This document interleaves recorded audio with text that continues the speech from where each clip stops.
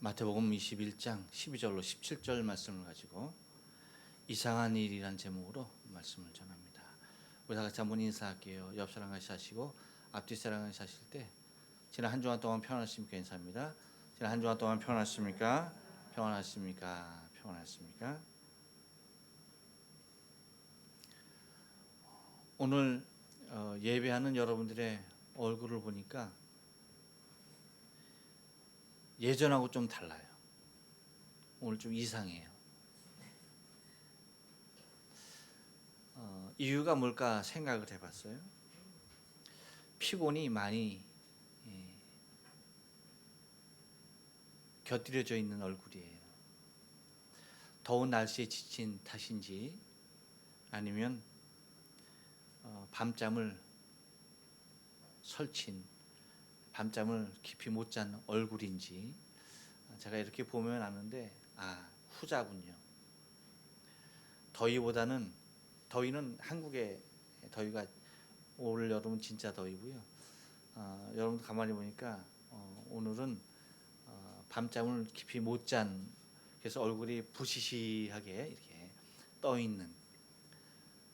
그래서 남자들은 눈꺼풀이 이렇게 툭 튀어나와 있고 여자들은 화장이 이렇게 들떠 있는 그 모습이 역력합니다. 그럴 만한 것이 그 세계의 모든 사람들이 초미에 관심을 두고 지켜보는 경기였습니다. 더군다나 이제 우리는 한국 낭자들이 열심히 또 잘하는 경기이다 보니까 매우 관심을 갖고 지켜볼 수밖에 없었죠. 더군다나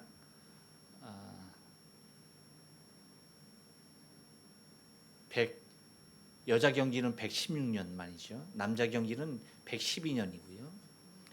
여자 경기는 116년 만에 부활되는 경기이다 보니까 굉장히 깊은 관심에서 바라볼 수밖에 없었던 골프 경기였습니다. 근데 그렇게 바라보는 가운데서도 여러분들께서 지켜보시는 가운데 우리 박인비 선수가 힘을 내서 16언더파로 금메달을 목에 걸었어요. 참 기쁘고 영광스러운 일이 아닐 수가 없습니다. 1900년에 파리올림픽 제2회 파리올림픽에서 골프가 채택되고 이후 그때 여자 경기는 10선수가 출전을 했습니다. 10선수가 출전해서 미국의 마가렛 에벗이 우승을 했고 그 이후 1904년 세인트루이스 올림픽에서는 여자 경기는 제외됐어요. 남자 경기만 있고 그 다음으로 이제 골프 경기는 아예 올림픽 종목에서 빠지게 되었습니다. 그리고 남자 경기 112년, 여자 경기 116년 만에 재개되는 일이니까 얼마나 많은 관심이 있었겠습니까? 여기에서 올림픽 사상 여자 경기론 두 번째 금메달리스트가 골프 경기에서 나왔는데 그 사람이 116년 만에 나온 박인비 선수라는 거예요. 그것도 우리가 잘 아는 대한민국 선수가 우승을 했다는 겁니다. 별로 기뻐하지도 않아. 그저 내가 아니면은 아니야. 그렇죠? 내 눈물이 아니면 남의 눈물은 물이라고 그러더라고요. 눈물도 아니야. 그러니까 내 기쁨이 아니면 남의 기쁨은 기쁨도 아니란 얘기죠. 그러면 안 돼요. 기쁘죠, 여러분? 네, 그래요. 그래서 여러분들의 얼굴에 화장이 뜨고 눈탱이가 밤탱이처럼 왔어도 이해하며. 그래서 여러분의 모습이 평상시와 좀 다르다 하는 것을 표현할 때 이상하다라는 말을 씁니다. 그래서 여러분 그 이상하다라는 단어는 사전적 의미를 찾아보면 세 가지로 나오는데 이렇게 말합니다. 정상적인 상태와 다르다. 무엇이 이상하다는 말이 이상하다는 말이 정상적인 상태와는 다르다. 두 번째는 이상하다는 말은 지금까지의 경험이나 지식과는 달리 별나거나 색다르다라고 하는 거예요. 그러니까 지금까지 알던 것과는, 지금까지 경험한 것과는 전혀 다르다라고 하는 때 이상하다는 표현을 씁니다. 세 번째로는 의심스럽거나 알 수 없는 데가 있다라고 할 때 이상하다는 말을 씁니다. 그러니까 믿음이 가지 않는 겁니다. 신뢰가 가지 않는 거예요. 바로 그럴 때 이상하다라는 말을 씁니다. 근데 이 이상하다라는 말을, 이 이상하다, 그래서 이상한 일을 한다라고 하는 이 말을 세상에요, 2000년 전에요, 제사장들이, 서기관들이 예수님께서 성전에서 행하신 일을 바라보고 표현한 단어가 바로 이 이상하다, 이상한 일이다라고 하는 이 말을 주님께 붙였던 것을 바라보게 됩니다. 2000년 전의 유대교의 전통과 전혀 다른 모습의 일들을 예수님께서 행하시는 그 모습을 보고 메시아 되신 그리스도 예수가 행한 그 일을, 그 행동을 이상한 행동으로 규정하고 있다라고 하는 거예요. 곧 정상적이지 않고요, 전통적이지 않고요, 자신과는 너무나도 달랐던, 그래서 신뢰할 수 없다는 의미로서 예수님의 행한 일들을 보고 이상한 일이라고 규정해 버렸던 것입니다. 곧 자신과 같지 아니하고 자신이 행하는 일들을 하지 아니하고 자신이 생각하는 개념으로 같지 않고 있고 자신의 뜻과는 다르다라고 하는 이유만으로 곧 예수를 이상한 일을 행하는 사람으로 낙인해 놓고 있다라고 하는 거예요. 그렇다고 한다면 도대체 2000년 전에 예수님께서 성전 안에서 행하였던 일, 도대체 어떤 일이 있었기에 대제사장과 서기관들은 예수를 향하여서 이상한 일을 했다라고 얘기하는 것일까? 본문은 우리가 잘 아는 대로 예수님께서 예루살렘에 도착하자마자 예수님께서 찾으신 곳이 성전입니다. 그 이유가 무엇입니까? 기도하러 가신 거예요. 예루살렘에 도착하자마자 예수님께서 찾으셨던 그 성전, 거기에서 성전에 들어가 보니까 성전에서 행하여지는 일들이 3년 전에 예수님께서 유월절을 지내기 위해서 성전에 들어갔을 그 모습과 전혀 다른 것이었고요, 오히려 더 이상해진 모습으로, 더 악화된 모습으로 가득 차 있었던 그 모습을 바라보게 되어져요. 그래서 여러분 요한복음 2장에 보면 예수님께서 성전에 들어가셔서 오늘 본문과도 아주 본문의 글자 문맥과도 너무나도 똑같은 그 모습 그대로의 모습을 한번 행하셨어요. 그래서 똑같은 본문을, 똑같은 사건을 마태와 마가 요한이, 누가와 요한이 다르게 기록한 것이 아닌가 할 정도로 너무나 흡사한 모습의 일들을 기록해 놨습니다. 근데 이것은 예수님께서, 오늘 본문의 말씀은 예수님께서 이제 십자가를 지기 위해서 예루살렘에 들어가신 얘기고, 3년 전에는 요한이 기록한 그 모습이 요한복음 2장에 기록되어 있는데 다른 것은 하나입니다. 곧 강도의 구렬이라고 하는 표현을 예수님께서 쓰셨다는 거예요. 그러니까 더 비참해지고 더 악화된 모습의 성전 안에의 모습들이, 그 광경들이 예수님 눈앞에 펼쳐지고 있었던 것을 바라보게 되어져요. 그러니까 3년 전에도 한 번 예수님께서 성전을 척결하셨는데 지금 3년이 지난 후에 다시 와 보니까 오히려 더 악화된 모습의 성전의 내부에 일들이 일어나는 것을 보고 예수님께서 모든 일들을 행하실 때에 그 행하는 모습, 그 예수님께서 행동하는 그 모습을 보고 제사장들과 서기관들이, 그 성전을 지키는 무리들이 판단하는 것이 무엇이다? 예수님의 행동에 대하여서 이상한 일이다라고 규정짓고 있다라고 하는 것입니다. 도대체가 그들의 눈에 무엇이 어떻게 이상한 모습으로 보였는지 오늘 본문을 통해서 우리가 좀 상고해 보면서요, 우리 또한 바로 이 이상한 부류의 이상한 행동을 우리의 신앙의 삶 가운데서 이제는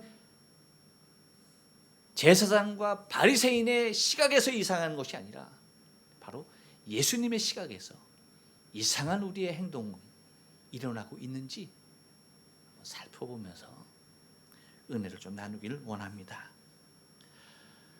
대제사장들과 서기관들이 예수님의 행동을 보고 이상한 일이라고 얘기했던 것은 다른 것이 아니었습니다. 한번 따라서 합니다.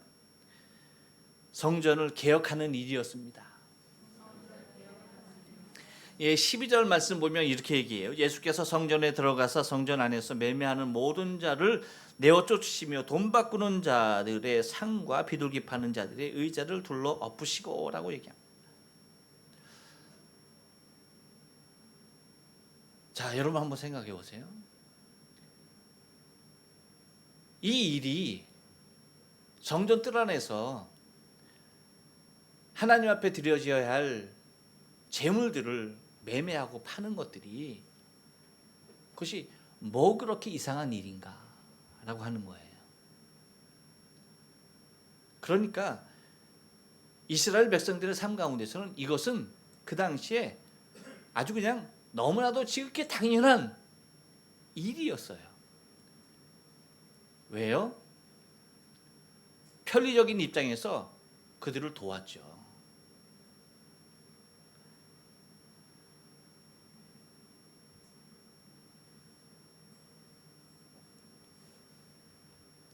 그래서 그들에게 있어서 하나님 앞에 제사하려고 할 때에 제물을 준비해서 하나님 앞에 나오는 것은 당연한 일이 아니었습니까?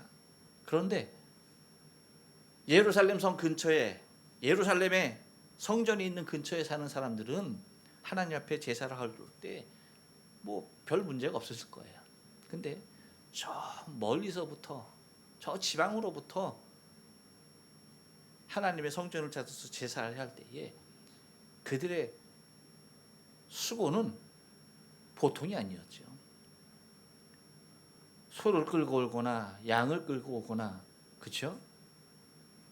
이런 것들을 저 멀리서부터 갖고 온다는 것이 매우 힘든 일이었습니다. 그러다 보니까 먼 길에서 오는 사람들의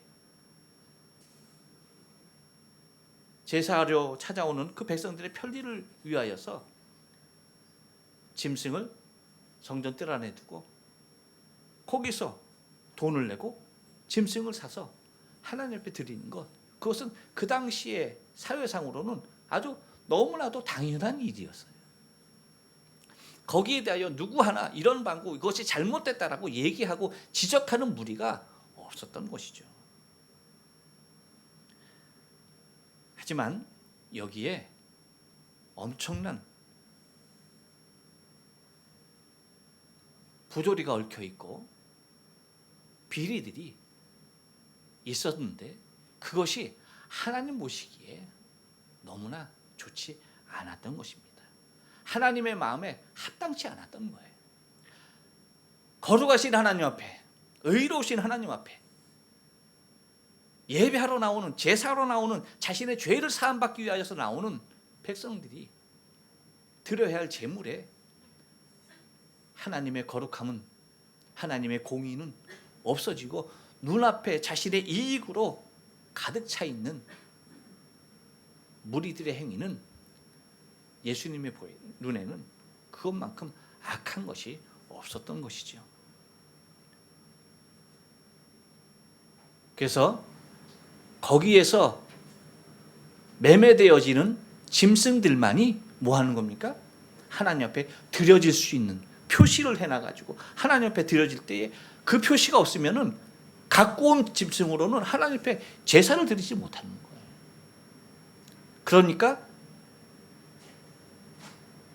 독점이 되는 거죠. 독점이. 요즘 말로 하면 독점이 되는 거죠. 그래서 거기에서 굉장히 비싼 돈을 주고 사지 아니하면 안 된다는 것이었습니다. 그래서 뭐라고 얘기합니까? 비둘기 파는 의자까지도 엎으셨다라고 얘기할 때에 그 내용이 뭐예요? 다른 것 아닙니다. 비둘기는 서민들, 가장 가난한 사람들이 소를 드릴 수 없는 사람들, 양을 드릴 수 없는 사람들, 정말로 가난한 사람들이 하나님 앞에 드릴 수 있는 가장 수월한, 드리기 가장 자유로운 것이 비둘기였는데 그 비둘기 값이 거기서 사야 하니까 너무나 비싼 거예요. 동네에 있는 비둘기 그거 잡아서 드리면 될 텐데 그거 안 되는 거예요. 거기 와서 산 그 비둘기만 하나님 앞에 드리는 거예요. 그러니까 그 비둘기 값이 시중에서 거래되는 비용과는 전혀 상상치도 못할 돈이 들어가야 하는, 그러니까 가난한 자들을 위하여서 들어져야 했던 비둘기가 그렇게 배려해 놓은 하나님의 제사법이 부도덕한, 눈앞에 이익을 챙기려고 하는 권리를 갖고 있는 사람들에게 의하여서 비싼 값으로 상회되어져서 그들에게 팔리는 그 모습을 볼 때에 아픔이었다는 것입니다. 그리고 돈 바꾸는 것은 뭐예요? 당시 화폐는 우리가 잘 아는 대로 로마의 식민지에 있었으니까 가이사의 얼굴이 다 들어있는 겁니다. 그러니까 가이사의 얼굴이 들어있는 그 돈을 하나님께 드릴 수 없다 해서 성전에서 쓰는 특별한 돈을 따로 만들어서 그것을 환전해야만 했는데 그 환전 비용도 만만치 않았던 것입니다. 그러니까 성전 안에서 매매하는 모든 자들을 내쫓고 돈 바꾸는 자들과 비둘기 파는 자들의 의자까지 다 둘러 엎으셨던 주님의 마음이 바로 거기에 있었던 것입니다. 그런데 그것이 당연한 일이었음에도 불구하고 그것을 둘러 엎는 그 일들을 행하는 그 모습을 사람들의 눈에는 이상한 일로밖에 보일 수가 없었죠. 왜? 전통적으로 해왔던 것인데 그것을 둘러 엎는다는 것은 여러분 지금 우리가 예배하고 있는 그 모든 것을 다 둘러 엎어서 새로운 모습으로, 새로운 어떤 모습으로 다시 예배하지 않냐면 안 된다라고 하는 그런 모습에 발칵 뒤집어 놓는 일이니까 여러분 그것이 그 상황에 익숙해져 있던 사람들로서는, 또한 거기에서 기득권을 가지고 자신의 이익을 챙겼던 사람들로서는 예수님의 행동이 이상한 일로밖에 비칠 수가 없었던 것이죠. 다시 말하면 성전의 개혁은 하나님의 본래의 마음이, 하나님의 본래의 그 사랑이 제사를 통하여서 당신 앞에 나오는 당신의 백성을 받으시려고 하시는 하나님의 그 중심이 상실되어진 그 모습이었기에 개혁되어야 했는데 그것이 그들의 눈에는 이상한 행동으로 보였던 것입니다. 여러분 우리도 만약에 우리의 예배를 통하여서 하나님의 그 사랑과 하나님의 그 중심을 느끼지 못한다고 한다면 이것은 하나님께서 받으실 기쁨의 예배가 아니에요. 예배를 통하여서는 하나님의 마음을 우리가 알아야 돼요. 하나님의 그 사랑을 알아야 돼요. 하나님의 그 중심 가운데 우리가 깊이 들어갈 때에 우리의 예배의 개혁은 거기에 일어나는 거예요. 또 하나 그들이 이상한 일로 바라봤던 것은 한 번 더 따라서 합니다. 성전을 표현하는 일이었습니다. 13절 말씀 보니까 이렇게 얘기해요. 저에게 이르시되 기록된 바 내 집은 기도하는 집이라 일컬음을 받으리라 하였거늘 너희는 강도의 구열을 만든도다 라고 말합니다. 여러분 생각해 보세요.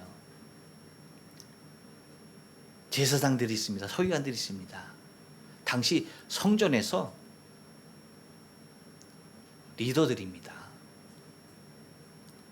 성전에서 리더는 여러분 이스라엘 백성의 삶 가운데 지대한 영향을 미치는 사람들이에요. 그들이 있는 그곳을 갖다가 기도하는 집이라고 하는 것까지는, 기도하는 집에 일컬음을 받으리라 하였거늘 거기까지는 좋아. 인정할 수 있어. 근데 그 다음에 뭐라고 말해요? 강도의 구렬이라고 표현해요. 강도들의 득실거리는 강도들의 집단이라고 얘기합니다. 강도들이 머무는 그곳이라고 얘기하는 거예요. 이 얘기는 뭐예요? 그 안에서 심우하고 그 안에서 종사하고 있는 그 모든 사람들이 다 뭐라? 강도라는 얘기, 강도라는 얘기. 그러니 그 얘기를 듣는 그곳에 심우하는 사람들이 어떤 마음이겠어요? 눈이 돌지 않겠어요?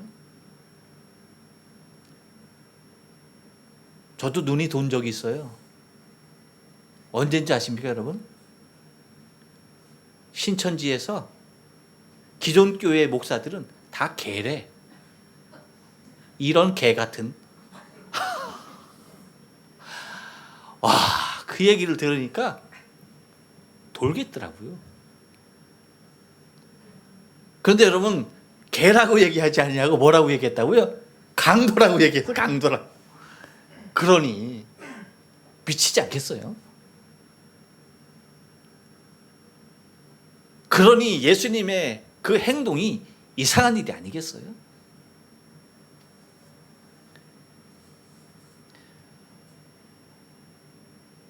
이상할 수밖에 없었습니다. 그런데 여러분 한번 생각해 보세요. 예수님께서 말씀하시는 성전의 진정한 기능성에 대하여서 주님은 회복하기를 원했어요. 그것이 뭐냐면, 물론 제사하는 거 매우 중요합니다. 그렇죠?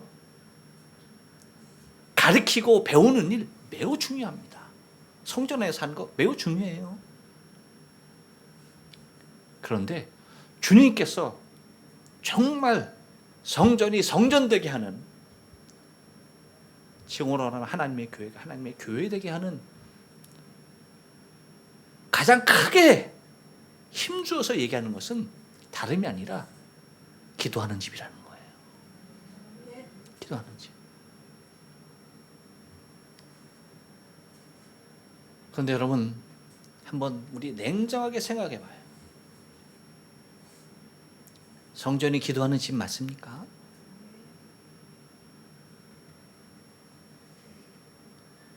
정말 성전이 기도하는 곳입니까?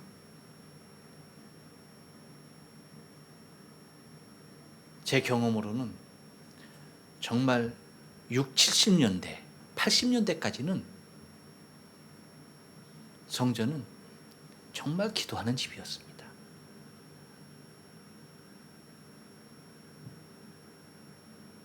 당시의 모습을 보면 교회에서 밤을 새워서 기도하고 동이 터오기까지 기도하고, 그 일들이 그냥 보통의 일이었어요. 그것이 교회의 모습이었어요. 그것이 보통 교회, 특별한 특정한 교회만 그랬던 것이 아니고요. 대한민국 땅에 있는 모든 교회가 다 그랬어요. 그래서 여러분, 내가 출석하는 교회는 아니지만 이 교회에서 부흥회 한다 하면요, 교회에 한 1, 20명 있는 교회가 100명, 200명으로 꽉꽉 차고 그랬었어요. 믿는 사람들이요, 찾아와서 그 교회를 가득가득 채우면서 그 말씀을 사모하면서 기도하고 그랬었어요. 그런데 지금 어때요, 여러분? 너무나 달라요. 제가 너무나 다르다는 표현을 썼는데, 예수님께서 좀 심하게 표현했죠. 강도의 구절이라고 했죠. 저도 좀 심하게 표현할 거예요. 전혀 달라요. 정말 달라요. 너무나 다른 것이 아니라 전혀 달라요. 집회해 보십시오. 기존 교회 성도들도 안 나와. 그렇지 않습니까? 안 나와요. 안 나와. 인상이 이렇게 막 그냥 안 좋아지는 사람들이 있는 것 같은데 집회 때 안 나오는 사람들 같아. 우리 9월에 가을 성회가 있는데 어떨지 모르겠네. 인상 피세요. 당당한 인상을 하세요. 말씀이 있는 그곳에 나올 수 있는 당당한 표현을 가지세요. 그래요. 물론 내 일로 인하여서 바빠서 그 시간에 못 나온다고 쳐요. 그러면 여러분 한번 주님께서 말씀하셨던 기도 한번 생각해 봅시다. 정말 하나님의 성전이 기도하는 집인가?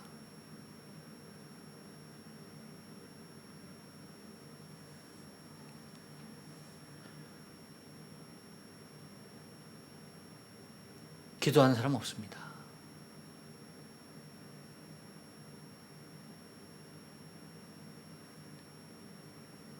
과거에는요, 교회에서 밤을 새가면서 나라를 위해서, 민족을 위해서 기도했어요. 울어가면서 교회 부흥을 위해서 기도했습니다. 절규해 가면서 내 부모, 내 자식, 내 형제, 내 이웃을 위해서 정말 간절하게 간이 저리도록 그렇게 기도했어요.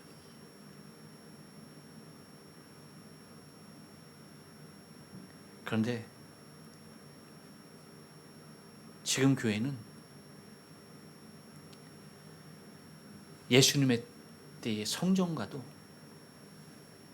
같아요. 기도를 잃었어요.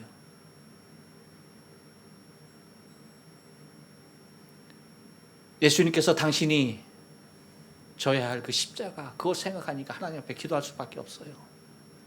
그래서 예루살렘에 들어와서 기도하기 위해서 성전 찾았는데 기도할 수 있는 분위기가 아니에요.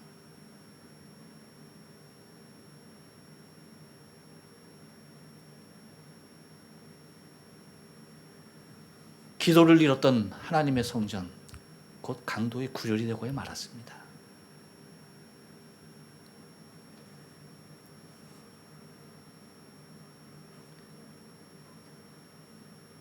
제사 안 하는 것이 아닙니다.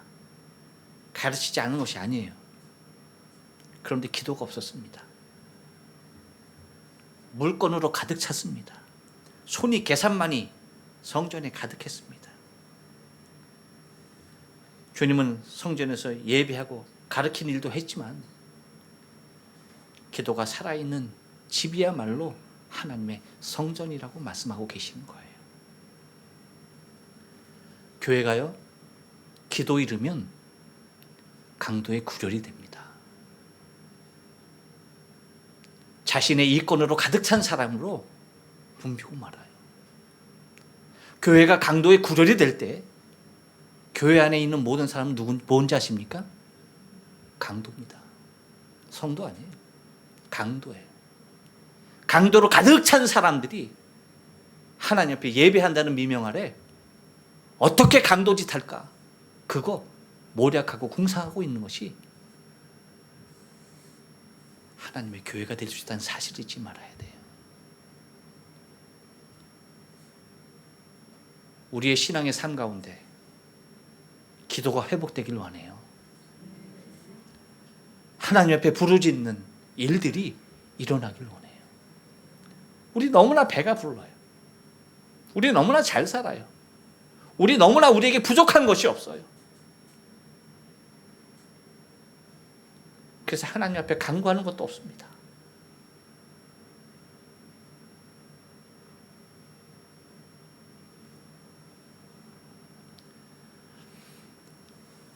또 그들이 예수님을 이상한 일을 행하는 자로 바라봤던 이유는 한 번 더 따라서 합니다. 성전에서 행하는 일이었습니다. 14절 말씀 보니까 소경과 저는 자들이 성전에서 예수께 나오매 고쳐주시니라고 얘기합니다. 우리가 바라볼 때는 이것이 왜 그들의 눈에 이상한 일로 보였을까 의아해할 수가 있습니다. 하지만 당시 성전에는 예수 앞에 나왔던 곧 소경과 절름발이 이러한 사람들은 성전 안에 얼씬도 하지 못했습니다. 들어올 수가 없었어요. 성전이야말로 그런 사람들이 하나님 앞에 나와서 위로받고 치유받고 해야 할 그곳인데 그런 사람들은 나오질 못했어요. 왜? 하나같이 하나님 앞에 저주받은 죄인으로 규정해버리고 말았어요. 그래서 예수님께 묻지 않습니까? 제자들이 누구의 죄입니까? 저들의 부모의 죄입니까? 저들의 죄입니까? 그렇게 물을 정도로 그들은 아예 죄인의 대명사로 낙인 찍고 거룩한 성전에 얼씬도 하지 못한 그런 대상이 되고야 말았던 것입니다. 성전이야말로 여러분 남녀노소 빈부귀천할 것 없이 누구나 다 나와서 하나님 앞에 경배해야 할 장소 아닙니까? 그런데 그러지 못했다는 것이 바로 특정한 사람들이 막아놓은 자기 자신들의 룰에 의하여서 그들은 배제되었던 것이죠.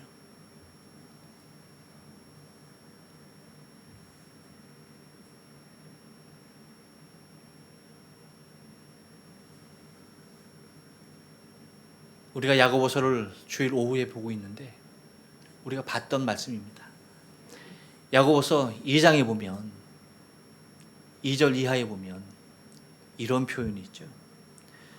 만일 너희 회당에 금가락지를 끼고 아름다운 옷을 입은 사람들이 들어오면 또 들어오고 또 남루한 옷을 입은 가난한 사람이 들어올 때에 너희가 아름다운 옷을 입은 자를 눈여겨보고 말하되 여기 좋은 자리에 앉아서 하고 또 가난한 자에게 말하되 너는 거기 서 있든지 내 발등상 아래 앉으라 하면 너희끼리 서로 차별하며 악한 생각으로 판단하는 것이 아니냐. 만일 너희가 사람을 차별하여 대하면 죄를 짓는 것이니 율법이 너희를 범죄자로 정하리라 라고 말합니다.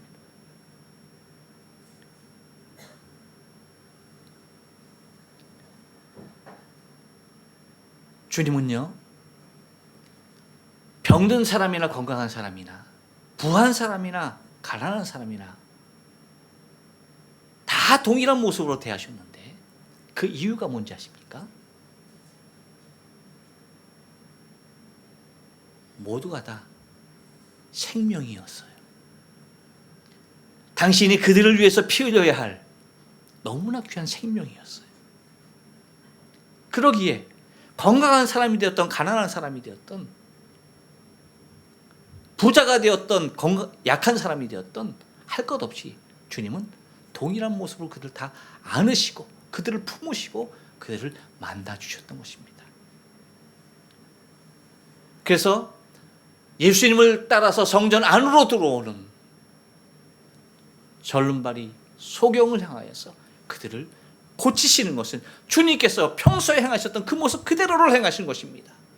어쩌면 하나님의 전이었으니까 그 일이 더 기쁜 모습으로 더 감격된 모습으로 더 많은 사람들의 박수를 받아가며 환영하며 치러져야 할 그 일이 이상한 일로 규정되어지는 정말로 이상한 일들이 하나님의 전에서 일어나는 거예요. 근데 여러분 생각해 보세요. 2000년이 지났습니다. 그런데 하나님의 교회에서 이 이상한 일들이 재현되고 있지 않습니까? 재현되고 있어요. 여러분 의리의리한 교회 남루한 거지가 들어갈 수 있을 거라고 생각하세요? 천만의 말씀입니다. 옷 이렇게 번듯하게 입지 않으면요 못 가요.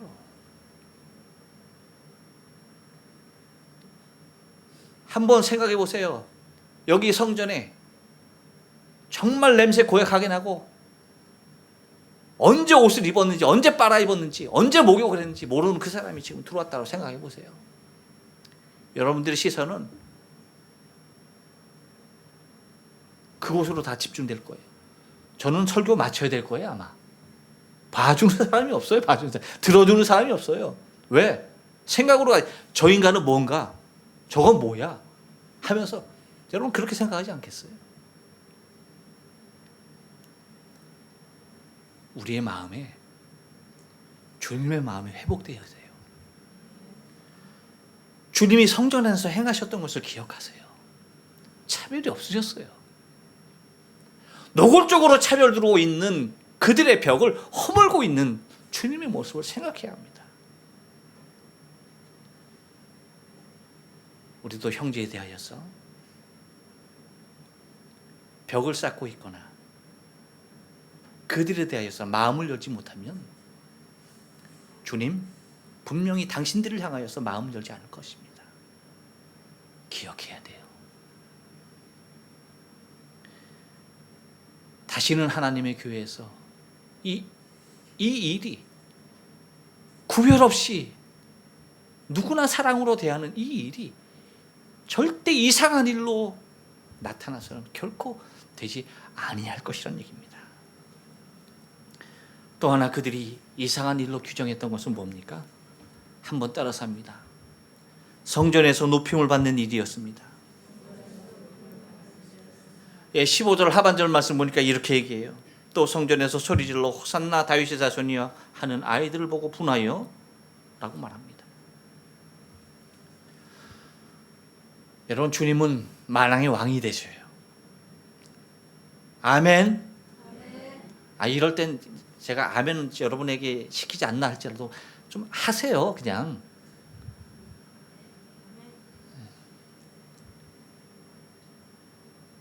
시켜야 하는 거예요. 아멘 하세요. 네, 시킬게요. 이야 참 대단해.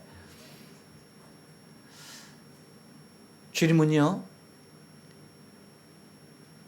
이 만물 그 모든 것 중에서 뛰어난 이름이 바로 예수 그리스도 그분의 이름입니다. 그래서 그분의 이름만이 존경을 받아야 하고요. 그분의 이름만이 높임을 받아야 돼요. 그것이 어쩌면 너무나도 당연한 일이에요. 그런데 만왕의 왕 대신 하나님이 인간의 몸을 입고 이 땅에 오셔서 당신의 집 그 성전에 들어가셨는데 그 누구도 그를 찬미하는 사람이 없었어요. 그 누구도 그를 높이는 사람이 없었어요. 아까 말씀드린 대로 그 성전에서 심호하고 있는 제사장들과 서기관들조차도 오히려 예수님의 행동을 이상한 행동으로 규정짓고 배제했지 그를 진정한 하나님의 아들 왕 대신 그리스도 예수 메시아로 보지 못하고요 거절했던 것입니다. 수없이 따르는 모든 사람들도 다 그랬어요. 근데 하나님께서 당신의 그 말씀을 친히 이루시려고 들고 사용하는 사람들이 있는데 그 사람들이 누구였다? 아이들이었다는 거예요. 아이들이었다는 것입니다. 그래서 그렇게 얘기하죠. 아이들이 호산나 다윗의 자손이요. 아이들이 얘기하는 거예요. 아이들이. 그런데 그 제사장들과 서기관들은요 아이들을 보고 분하여 합니다. 그러면서 그 화를 예수에게 푸는 거예요. 아이들이 하는 거 듣지 못하느냐, 보지 못하느냐 라고 손가락질하면서 얘기하는 거예요. 그런데 이것을 다윗이 자신의 시편을 통해서 예언했던 그 말씀을 이루려고 했던 하나님의 뜻이 아니었습니까? 시편 8편 2절에 보니까 주의 대적이로 말미암아 어린아이들 곧 젖먹이들의 입으로 권능을 세우심이요 이는 원수들과 보복자들을 잠잠하게 하려 하심이니이다. 이 말씀을 온전히 이루시기 위한, 그래서 아이들로 통하여서 주를 찬송케 하는 그 일들이 하나님의 성전에서 일어났어요. 이 얘기 뭐예요? 여러분, 지금도 물론 우리가 하나님 예배할 때 찬송합니다. 하지만 하나님이 정말 받으시는 찬송은 어떤 찬송이에요? 아이들이 하는 찬송. 다시 말하면 우리가 아이들같이 낮아지지 않냐면, 정말로 순수하게 그분을 나의 왕으로 모시지 않냐면, 우리의 찬미는 허공을 치는 것밖에 되지 않아요. 우리의 찬송은 나 자신의 만족에 지나치지 않아요.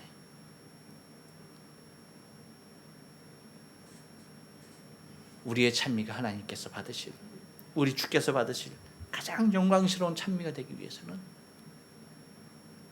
우리가 이상해져야 돼요. 뭐 할 때? 하나님 예배하면서 찬송할 때 우리가 이상해져야 돼요. 어떻게 이상해져야 된다? 애들같이 돼야 돼. 애들같이 이상해져야 돼. 그 순수한 열정과 그 마음으로 주를 높이려고 하는 그 모습이 있어야 돼요. 그 어린아이의 마음이 회복되어지길 바라요. 그래서 다른 어른들이 우리를 볼 때, 야, 저 교회는 참 이상해.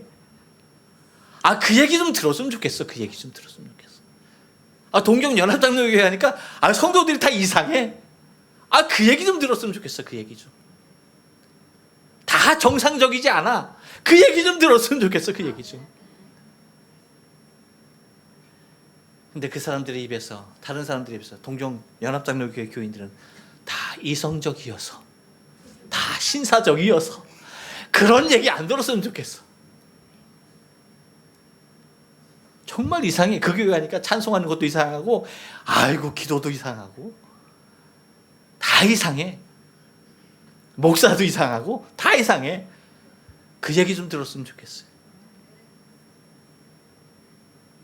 여러분, 이상해집시다. 날씨가 더워서 이상해지는 거 아니고요. 우리가 하나님을 향한 열정으로 좀 이상해지기 바라요. 정상이 아니길 바라요. 다른 사람들과 좀 다르길 바라요. 그래서 우리의 인생을 통하여서 또한 하나님의 전에서 높아져야 할 이름, 오직 예수 그리스도, 그 이름은 하나입니다.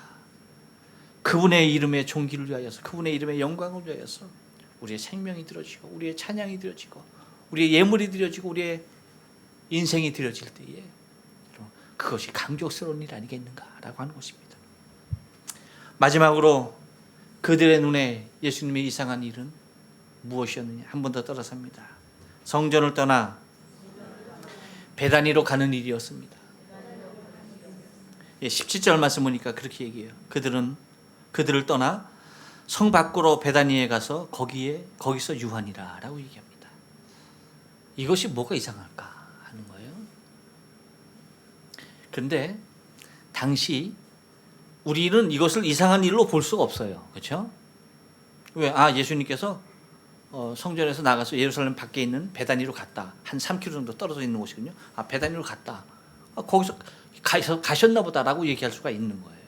근데 제사장들과 서기관의 눈에는 이것만큼 이상한 일은 없는 거예요. 왜요? 그들과 너무나 달랐기 때문에요. 그들과 너무 다른 행동이에요, 이것은. 왜냐하면 당시 베다니는요, 지금으로 말하면 가장 가난한 동네, 우리가 흔히 달동네라고 얘기하죠. 저 언덕 저 높은 곳에 있는 그 달동네, 그런 동네예요. 그래서 베단이라고 하는 그 이름의 뜻이 히브리어로 베트 아니아라고 얘기해서, 아니아라고 얘기하면서 뭐라고 얘기하는 거니? 그 뜻은 가난한 자의 집, 그리고 고뇌자의 집.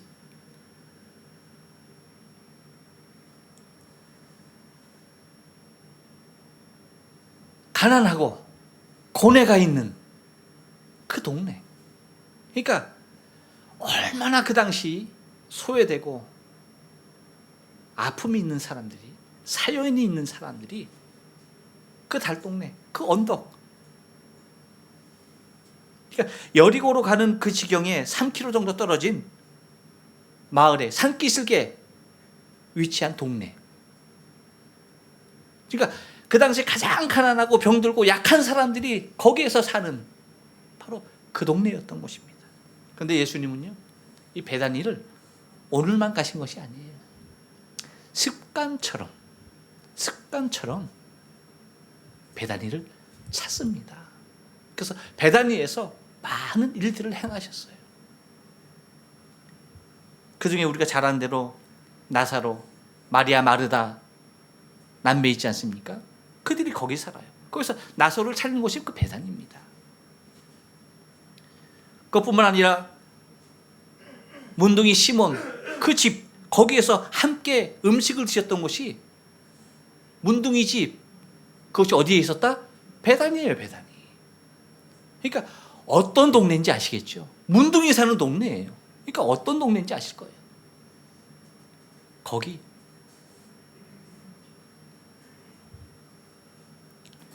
그리고 예수님이 승천하시기 전에 제자들을 축복하셨던 것도 누가복음 24장에 나오는, 그 50절에 나오는 그 장소도 바로 베다니입니다.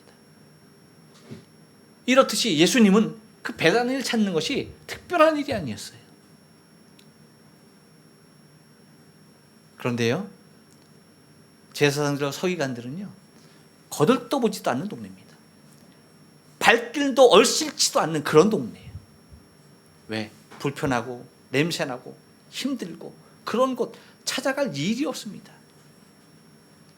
우리가 여행을 해도요, 선진국 여행하면 좀 편해요.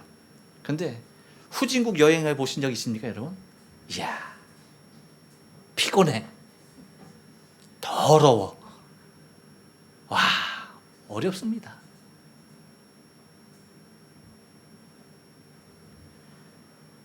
일부러 갈 이유가 없어요. 그러니까 제사장들과 서기관들은 가난하고 병들고 배고파하는 그들을 상대할 겨를이 없는 거예요. 왜? 아니, 상대할 이유가 없는 거야. 이유가. 왜? 돈이 안 돼요, 돈이.